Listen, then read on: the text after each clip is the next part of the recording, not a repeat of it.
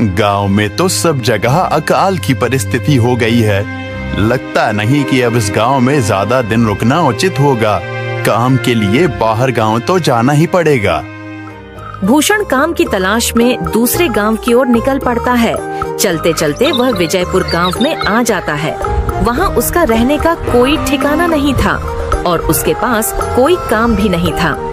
चलते चलते वह एक अमीर किसान जगत सेठ के पास आ पहुंचता है। सेठ जी, मैं भूषण दूसरे गांव से आया हूँ। हमारे गांव में अकाल की परिस्थिति हो गई है। लोगों के खेत सूखे पड़े हैं। गांव में बूंद बूंद पानी के लिए लोग तरस रहे हैं। अगर मुझे आपके पास कुछ काम मिल जाएगा तो बहुत कृपा होगी बड़े भाई। अरे रे, लगता है तुम्हारी हालत बहुत खस्ता हो गई है। ठीक है, वैसे मेरे पास एक काम तो है, पर लगता नहीं कि तुम वो कर पाओगे। सेठ जी, आप चिंता ना करें। मुझे आप कोई भी काम दे सकते हैं। मैं वो काम पूरी मेहनत और ईमानदारी से करूंगा। अच्छा ठीक है भूषण, तो कान खोल कर सुन लो। मेरे पास 50 गायें और 50 भैंसे हैं। तुम्हें हर रोज इन जानवरों का गोबर निकालना होगा और रोज सुबह शाम उन्हें चारा पानी देना होगा। महीने के आखिर में तुम्हें इस काम के लिए 200 रुपए मिलेंगे। और हाँ, 2 वक्त का खाना भी हमारी तरफ से मुफ्त दिया जाएगा। बोलो, क्या तुम ये काम कर पाओगे? अरे बाप रे, 50 गाय और भैंसों को संभालना आसान काम नहीं है, पर अब मैं कुछ कर भी तो नहीं सकता। और ऊपर से सेठ जी 2 वक्त का खाना भी दे रहे हैं। ठीक है सेठ जी, मैं ये काम कर लूंगा, पर एक विनती है। हाँ बोलो भूषण, क्या बात है? सेठ जी, अगर आपको समस्या ना हो तो क्या मैं आपके गायों के साथ गौशाला में रह सकता हूँ? सेठ जी, मैं इस गांव में नया हूँ। मेरा रहने का कोई ठिकाना नहीं है। जग्गा सेठ थोड़ी देर तक सोचता है और भूषण को ऊपर से नीचे तक देखने के बाद उससे कहता है, ठीक है भूषण, तुम गौशाला में रह सकते हो। जी धन्यवाद सेठ जी। तब से भूषण गौशाला में रहकर अपना काम करने लगता है।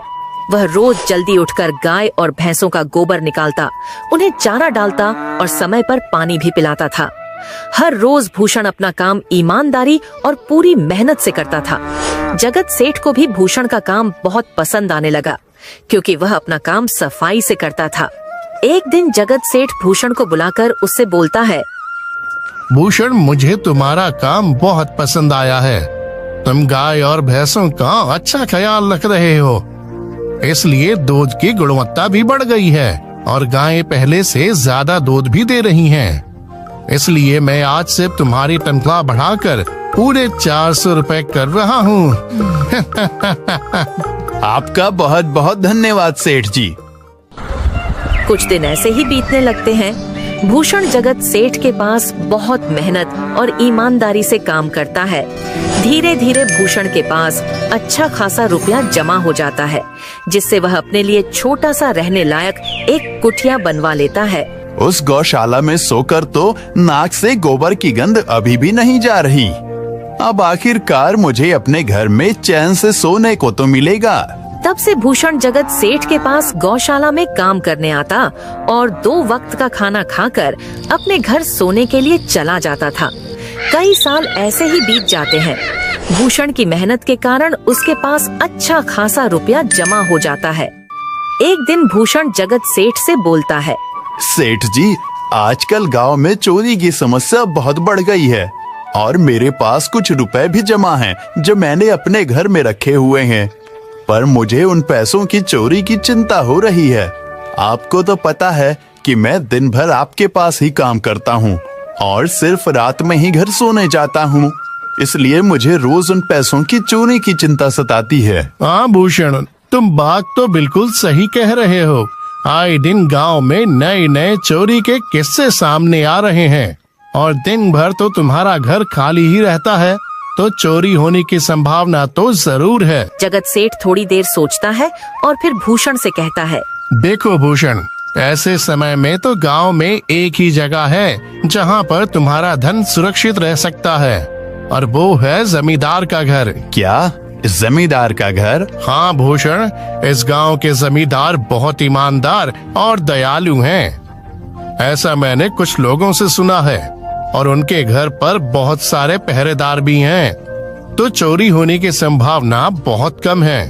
तुम अपने पैसे उनके पास रख सकते हो। अच्छा, ऐसा है क्या सेठ जी? ठीक है, फिर आज ही मैं जमींदार जी से मिलकर बात करता हूँ और उन्हें अपनी समस्या बताता हूँ। उस दिन भूषण जमींदार जी के घर उनसे बात करने जाता है। हे तुम रुको, कहाँ अंदर आए जा रहे हो? वहीं रुक जाओ। जी, मुझे जमींदार जी से मिलना है। मुझे उनसे कुछ काम है। क्या काम है तुमको उनसे? मुझे जरा बताओ। जी, मुझे कुछ पैसे रखवाने थे उनके पास, यही काम के लिए आया था मैं। अच्छा ठीक है, तुम अंदर जा सकते हो। नमस्ते जमींदार जी, मैं भूषण जगत सेठ के यहाँ काम करता हूँ। कुछ साल पहले ही मैं दूसरे गांव से यहाँ आया हूँ। अच्छा भूषण, बोलो तुम्हारा क्या काम है मेरे पास? जमींदार जी, मैं सालों से जगत सेठ के पास काम कर रहा हूँ और मैंने कुछ रुपए भी जमा कर लिए हैं। पर बात यह है कि गांव में चोरी की समस्या बहुत बढ़ गई है, तो मुझे अपने रुपए घर में रखने से डर लग रहा है। अच्छा, कितने रुपए जमा किए हैं तुमने? जमींदार जी, यही कोई 5 से 6 हजार रुपए होंगे मेरे पास। वाह, ये तो बड़ी रकम है। मैंने आपकी ईमानदारी के बारे में लोगों से बहुत सुना है, इसलिए मैं अपनी रकम आपके पास कुछ वक्त के लिए रखने आया हूँ। हाँ भूषण, तुमने बिल्कुल सही सुना है।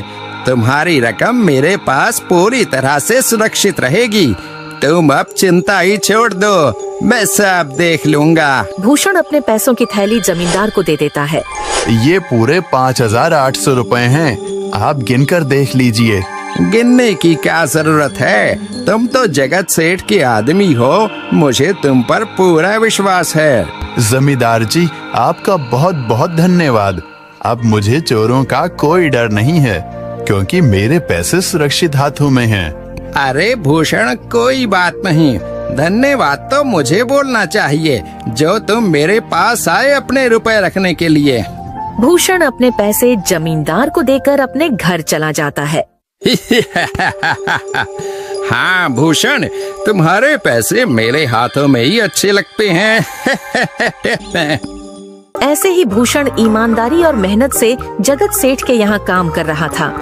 देखते ही देखते 2 साल ऐसे ही बीत जाते हैं। एक दिन भूषण सोचता है, अब बहुत साल हो गए जगत सेठ के यहाँ काम करते हुए। वैसे सेठ जी तो बहुत अच्छे इंसान हैं, पर सोच रहा हूँ कि खुद की जमीन लेकर उस पर मेहनत करूँ, तभी मैं बड़ा आदमी बन सकता हूँ। अब जो मेरे पास थोड़े कुछ पैसे हैं और जो जमींदार के पास कुछ पैसे संभालने के लिए दिए हैं, वो जमा करके थोड़ी जमीन खरीद लूंगा। आज ही जमींदार से मिलने जाता हूँ और अपने रुपए मांगता हूँ। ये सोचकर भूषण जमींदार जी के घर चला जाता है। जमींदार जी, मैं अपने रुपए वापस लेने आया हूँ। आपके पास मैंने 5,800 रुपए दिए थे संभालने के लिए। अरे भाई साहब, मैंने पहचाना नहीं आपको, वैसे कौन हो आप? अरे जमींदार जी, मैं भूषण हूँ। पिछले साल मैंने आपको पैसे संभालने के लिए दिए थे, याद आया कुछ?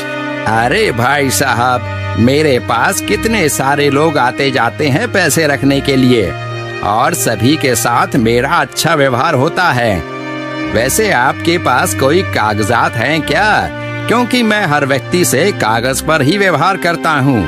किसने कितने पैसे दिए, किसके कितने पैसे रखे हैं, सबका व्यवहार रहता है मेरे पास। जमींदार जी, ये आप क्या बात कर रहे हैं? आपकी ईमानदारी देखकर ही मैंने आपको पैसे दिए थे संभालने के लिए, और आप अब ऐसी बातें कर रहे हैं।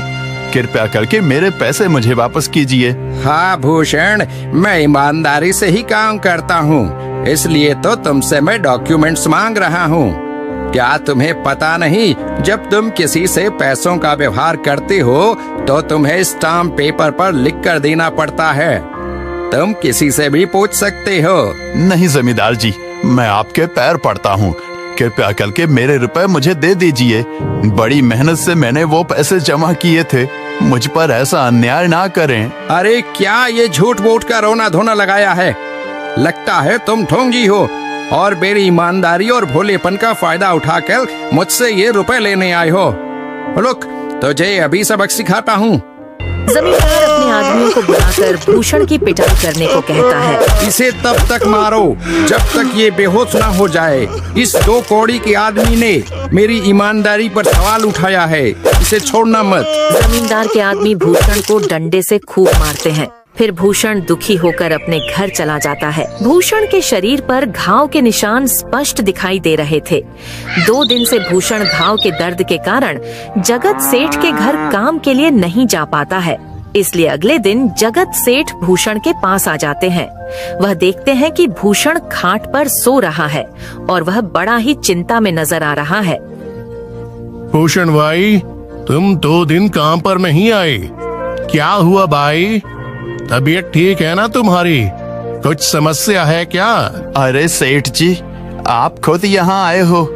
आप खबर भिजवाते तो मैं खुद चला आता। अरे भूषण, कोई बात नहीं, तुम्हें देखकर लगता है तुम बीमार हो। क्या हुआ है तुम्हें? जगत सेठ, क्या बताऊं, जिस जमींदार के पास पिछले साल मैंने अपने पैसे संभालने को दिए थे, वो आज मुझे पैसे वापस नहीं करना चाहता। वो बहुत लालची इंसान है, वो लोगों को ठग रहा है। और जब मैंने बाद में गिड़गिड़ाना शुरू किया तो उसने डंडे से मार मार कर मेरी पिटाई करवा दी और मुझे वहां से धक्के मार कर निकाल दिया। अरे बाप रे, ये तो बड़ा ही गंभीर विषय है। मैंने तो जमींदार के बारे में अच्छा ही सुना था, और मुझे भी नहीं पता था कि वो इंसान इतना गिरा हुआ है। तभी मैं सोचूं, हर साल उसकी संपत्ति इतनी ज्यादा कैसे बढ़ रही है। मुझे माफ कर दो भूषण, मैंने ही तुम्हें जमींदार के पास जाने को बोला था। गलती तो मेरी भी है। नहीं जगत सेठ, आप तो मेरा अच्छा ही सोच रहे थे। ये तो उस जमींदार का लालच है। अब लगता नहीं मेरे पैसे उस जमींदार से वापस मिलेंगे भी। भूषण, मेरे पास एक तरकीब है जिससे मैं तुम्हारे पैसे तुम्हें वापस दिला सकता हूँ। जगत सेठ भूषण के कान में सारी तरकीब बताता है। ठीक है सेठ जी, हे ऊपर वाले, ये तरकीब कामयाब होने दीजिए। अगले दिन जगत सेठ बहुत सारे पैसों को एक सूटकेस में भरकर खुद जमींदार के घर जाता है। अरे जगत सेठ, आज आप खुद यहाँ? बोलो भाई, इस गरीब के घर कैसे आना हुआ? हमारा तो ये सौभाग्य है कि आप जैसे धनी आदमी के चरण हमारे घर में लगे हैं। नमस्ते जमींदार जी। अरे जमींदार जी, आप तो मुझे अब लज्जित कर रहे हैं। वैसे मैं कुछ महीनों के लिए दूसरे राज्य में व्यापार करने जा रहा हूँ। मैं ये लगभग 50,000 रुपए लाया हूँ। मुझे डर है कि कहीं ये चोरी ना हो जाए। क्या आप मेरे सारे पैसे अपने पास संभाल कर रख सकते हैं? आपके सिवाय इस गांव में और किसी पर भरोसा नहीं कर सकता। अरे जगत सेठ, ये भी कोई पूछने की बात है? मेरे पास आपके पैसे बिल्कुल सुरक्षित रहेंगे। आप निश्चित होकर व्यापार करने जा सकते हैं। इस बार तो बड़ी मछली हाथ लगी है। बार बार ऐसा मौका नहीं मिलता। भारी माल हाथ में लगने वाला है। तभी वहाँ पर भूषण आ जाता है। अरे भूषण, तुम? अच्छा हुआ तुम आ गए। मैं तुम्हारे पास ही आने वाला था। मुझे माफ करना, उस दिन तुम्हें पहचान नहीं पाया। इतने सारे लोग मेरे पास आते हैं तो जरा परेशानी होती है, पर मैं अपनी बातों का बड़ा पक्का हूँ। हाँ रुको, मैं तुम्हारे सारे पैसे अभी देता हूँ। जमींदार भूषण के सारे पैसे उसे लौटा देता है। माफ करना भूषण, मेरे आदमियों ने तुम्हारे साथ उस दिन बदतमीजी की। मैं आज ही उनको काम से निकालता हूँ।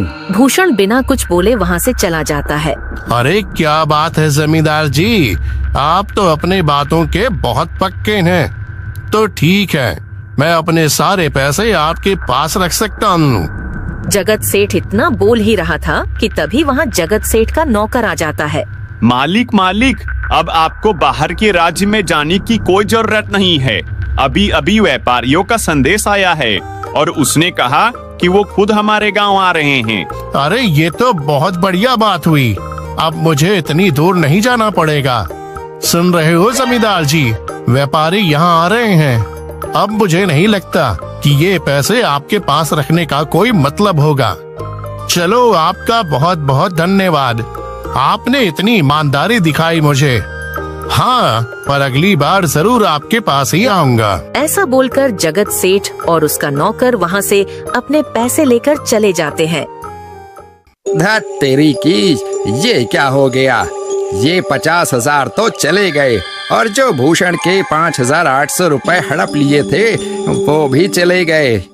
आपका बहुत बहुत धन्यवाद सेठ जी। अगर आज आप ना होते तो मेरी सारी जमा पूंजी वो जमींदार हड़प लेता। भूषण, कोई बात नहीं। जो व्यक्ति मेहनत और ईमानदारी से कमाता है, ऊपर वाले उसका कभी बुरा नहीं होने देते, और जो हराम की कमाई का खाता है उसका कभी अच्छा नहीं होने देते।